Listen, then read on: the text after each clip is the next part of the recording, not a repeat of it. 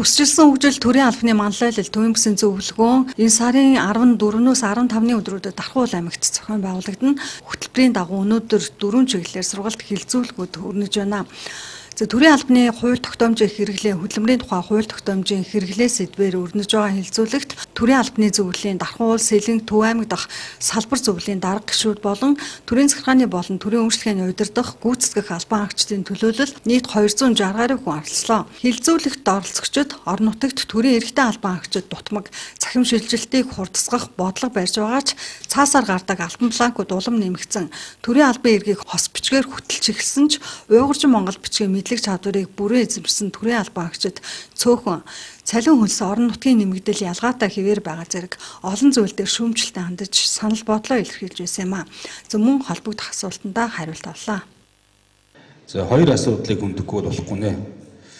Нэгдүгээр тийм төрийн албан хаагчийн шалгалтын бүртгэлтэй холбоотой. Өнөөдөр та бүхэн танхим дэрсэн улсуудыг харж байгаа байх. Энэ нэг төрийн албан хаагчдын 70% нь эмэгтэйчүүд болсон. 30% нь эрэгтэйчүүд. Энэ шалтгаан нь юу гэдгээр цэргийн алба хаасан байна гэж.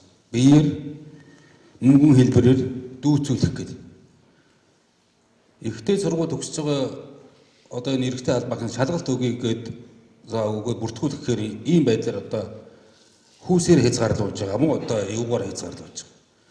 Энэ эрэгтэй сургууль төгсөж хэдий замд нь цэргийн алба хаах юм. Ажил хөдөлмөр эрхлээгүй мөнгө орлогогүй усуу чи яаж мөнгөний хэлбэрээр хаах юм бэ? Дүүцүүлэх нь одоо төрийн албанд хашиж хагаад албан үүргээ гүйцэтгэж хагаад хийх боломжтой юм байл. Захиалга өгөөд тухайн цэргийн штабдаа захиалга өгөөд би энэ дүүцүүлэх албанд орё, би хаа гэдэг удирдлагаа нэг цугладаг барьдаг. Ингээд шийдвэрлэх боломжтой юм байл. Одоо ингээд 70-30 штэ. Одоо бүр 20-80 боллоо. Тэгэхээр хэдэн улсууд маань ингээд төрийн албан хаагчдад одоо ажиллах эрхээр хангахдахгүй гэж үзэж байгаа. Энийг ядаж ажилд ороод төрийн алба хаагаад 1-2 жилдээ цалин хөлсөөр мөнгө хэлбэрээр дүүцүүлэх зохицуулт хийж болдгоо юм. Энэ одоо бас анхаарал татж байна. Ингээд ковид янз бүрийн ингээд гамшиг ослын сургалт дадлагын ажил бусад ингээд ажил хийхээр шөнө өрөө ажиллах, илүү цагаар ажиллах эрэгтэй албан хаагч байхгүй. Нөгөө нэг хэдэн одоо манай байгууллагуудад тохиолддог хэдэн. Сая бид нар өнгөрсөн онд гамшигын сургалт хийлээ л дээ. Манай яамны аймаг орон нутагт байгаад бүх эрчүүдээ шавхаад ганц нэг улсуудаа хөдөлмөрийн улсын байцааг хяналтын улсын байцаагчдаар аваад тэгээд бид нар нэг штаб дээр хонж байгаа. Бус нь нөгөө хөдөлмөрт ирэхээр одоо 0-3 насны хүүхэдтэй одоо гэр орондоо харах одоо нөгөө чөлөөлөгдөх бүх эрх нь үүсэж усууд байж байгаа. Төрийн насны ус. Энийг бас эргэж хараач. Энэ бол нэр анхаарал орон нутагт бол улсын хүчин одоо ингээд ирээд байгаа төрийн албан шалгалт тийм бүртгүүлэлт ингээд төрийн энэ шалгуураас болоод бүртгүүлж чадсангүй гэж үзэж байгаа. Уул хэрэгтэй мэрэгчлэлт мөн мэдээлэл технологийн ажилтан орон нутагт хэрэгтэй. Гэтэл бид нар яаж вэ? Бүтэн жил 2 жил шахуу мэдээлэл технологийн ажилтангүй явж байгаад аз болоход Батлан хамгаалах хамны их сургуулийн мэдээлэл технологийн анги төгссөн үг таарж иж тэр нэгэн бүртгэлд ороод тэгээд шалгалт өгөөд нэг юм манад энэ ажилд нөхөж байгаа шээ. Энэ бол одоо хаасаагүй төрийн албанд байгаа нэг хажууд шүү. Энийг бас засах цаг нь болсон. Хоёр дахь ажил энэ Монгол бичгийн хэрэглээ. Энэ ягаад баг дунд боловсролд нь сүүлийн 10 жил ингээд системтэй бэлдэхгүй байж байгаа. 25 оноос энэ хууль одоо хэрэгжээд эхлээд явж байна. Өнөөдөр бид нар хагас дутуу Монгол бичгийн хичээл, Монгол бичгийг уншдаг, бичдэг улсууд нь бол байна. Сүүлийн үеийн одоо 90 оноос хойш гэх юм уу төрсэн одоо энэ залуу боловсруулагчид Монгол бичгийн хэрэглээ ямар ч байна. Төрийн албан шалгалтанд орно, хууль эрхлүүлээд тэнцэн Монгол бичиг дээр өмч. Жил 4 үгэн дөрвөлн дээр монгол бичгээр өмч. Энд мэрэгжлийн сургалтын байгууллага орон нутагт алга байна. Хэдэн монгол бичгийн багш нарыг л бараад чинь. Улаанбаатар хот төв суурин газар очиж монгол бичгийн шалгалтанд бэлдэж ирнэ. Ирээ шалгалтанд өмчнө.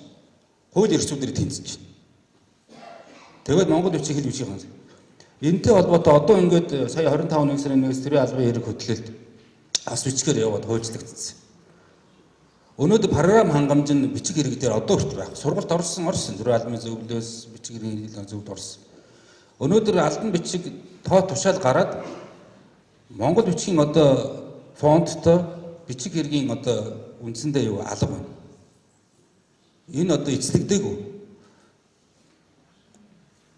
Энийг одоо яаралтай шийдэх. Бид нар одоо тушаалаа гаргаад албан бичгийг болоод ерөнхий газараас дээд газараас ингээд хос бичгүүтэй албан бичгүүд ирээд бид нар орон нутагт өөр газар руу явуулахаар Монгол бичгийн мэрэгчлэнтэй бичиг хэргийн ажилтан жалга. Энэ хүн үзээгүй, судлаагүй. Компьютер хангамж дээр нь одоо энэ тодорхой юм бичигээр шийдэгдэг учраас шийдэж өгнө энэ ондоо багтаан гэдэг байгаа. Өнөөдрийн байдлаар бид нар нэгч Монгол бичгээр албан бичиг тушаа шийдвэр гаргасан одоохонд алга байна. Энэ байгууллагуудад гарсан гэдээ би бол итгэлтэй хэлж чадахгүй байхгүй л байгаа гэж бодож байна. Төрийн албанд одоо ажиллах эрхтэйчүүдийн жилээс жилд ер нь буураад байна л да. Өнгөрсөн жил нийт одоо 228 мянган орчим төрийн албан агч нар гэж бүртгэгдэж байхад нэг 63.4% нь эмэгтэйчүүд байсан бол энэ жил болохоор 64.4% болоод 1% нэмэгддэг ч юм ингээд байна. Хаанаа ялангуяа үйлчлэгээний салбарын болоо 85. За бид нар сумдуудад ажиллахад бол нийтдээ 85% нь бол эмэгтэйчүүд байна. 15% нь ерөнхийдөө эрэгтэйчүүд байна. Энэ бас гендерийн асуудал нэлээд тулгамдж байна л да. Энэ дээр бас холбогдох судалгаа дүгнэлтүүд бол гараад явж байгаа. За тэр цэргийн албатай холбоотой асуудлыг бас болоод одоо эрхтэйчүүдийн төрийн албанд орох эрхийг хязгаарлаж байна гэж бас хэлэхэд бас болохгүй байна л да.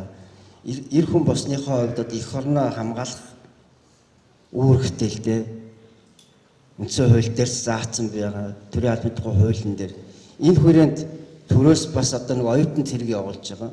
Хуучин 1-р курсын оюутан явуулдаг байсан бол энэ жилээс 2, 3-р курсын оюутнуудыг явуулж байгаа. Мэдээж бас манайх батлан хамгаалах яамтай хамтраад энэ